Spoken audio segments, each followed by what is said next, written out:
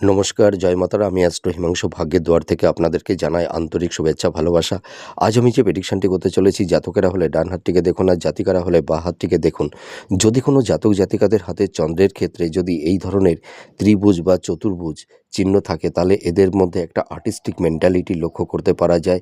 এরা ভীষণ ক্রিয়েটিভ হয়, এরা গায়ক, নায়ক, ভালো স্ক্রিপ্ট রাইটার, ঠিক আছে? তাছাড়া দেখা যায় এই সব জাতক জাতিকাদের মানে স্বভাব, চারিত্রিক, এদের ব্যবহার খুবই ভালো হয়। আর এদের মধ্যে একটা মানে ভালো যোগ্যতা থাকে। এদের ট্যালেন্ট, মেধার মাধ্যমে এরা জীবনে প্রতিষ্ঠিত হতে পারে এবং জীবনের স্টেবিলিটি এরা মানে খুব তাড়াতাড়ি অর্জন করে থাকে। এরা নিজেদের একটা সুন্দর সঠিক জায়গায় নিজেদেরকে সেটেলমেন্ট করতে পারে। এরা জীবনে এদের যে ডিজার্ভগুলো আছে, সেই ডিজার্ভগুলো এরা সম্পূর্ণভাবে ফুলফিল করতে পারে। এরা বাড়ি, ঘর, প্রপার্টি, ঠিক আছে? এগুলো কিন্তু এরা মানে নির্মাণ করতে পারে।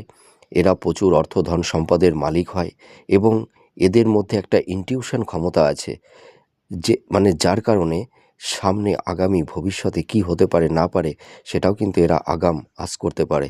আপনারা মিলিয়ে দেখুন এই প্রেডিকশনটি কতটা ম্যাচ করছে। নমস্কার, জয় মাতারা।